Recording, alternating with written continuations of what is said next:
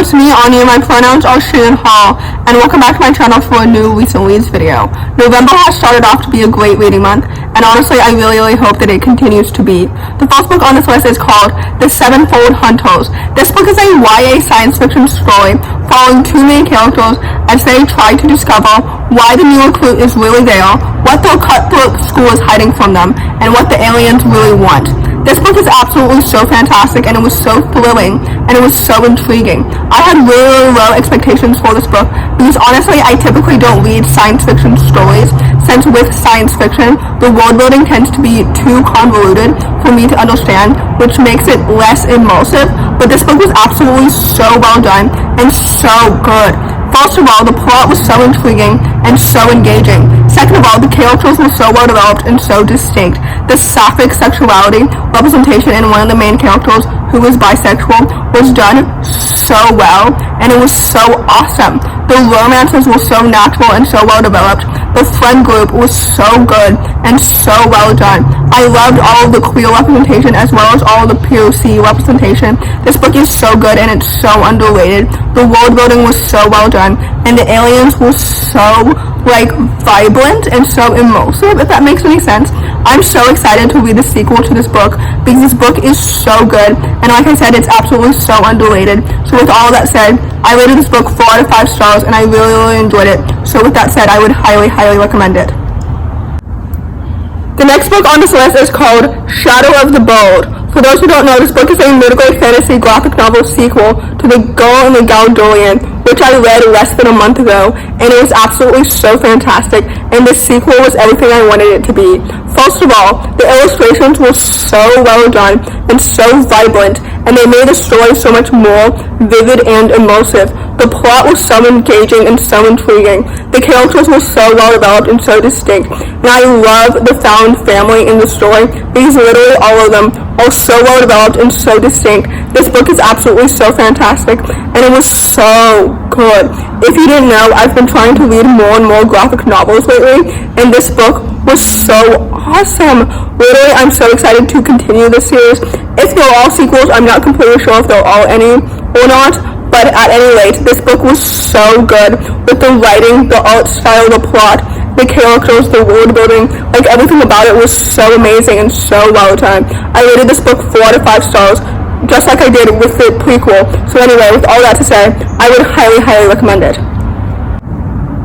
The next book on this list is called The Trouble with Robots. This story is a middle-grade contemporary following a pair of queer teenagers, one of which is bisexual and the other one is asexual, as they bond over saving their middle school's robotics program. This book is absolutely so good, and it's so fantastic.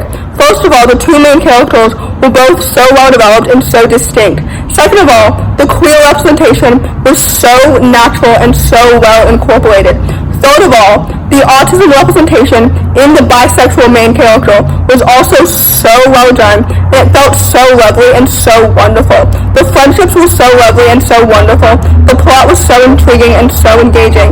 Even all the robotics elements were so well done, and they felt so natural. This story is so good, and I just really enjoyed every single second of it because it felt so well done and so wholesome and so awesome and just so good. I really enjoyed this book, and I rated it 4 out of 5 stars because I enjoyed every single second of it, and I would gladly read more from this author in the future because their writing felt so immersive and so well done.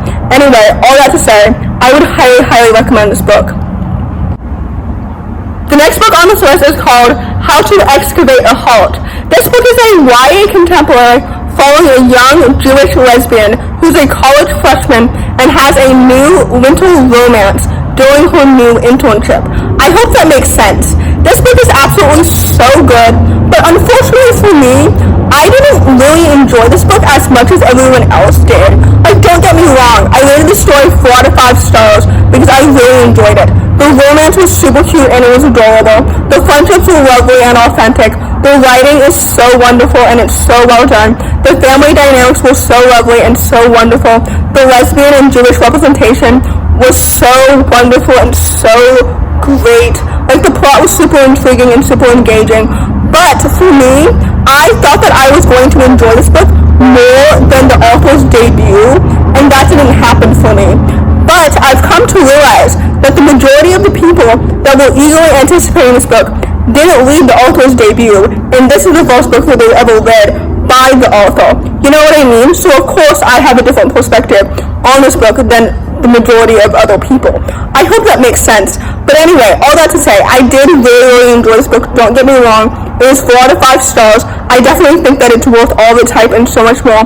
The story and its tone definitely reminded me a lot of Love and Other Natural Disasters with the fluffy, cute romance and everything. So anyway, all that to say, I really enjoyed this book. I rated it 4 out of 5 stars, and I would definitely highly recommend it.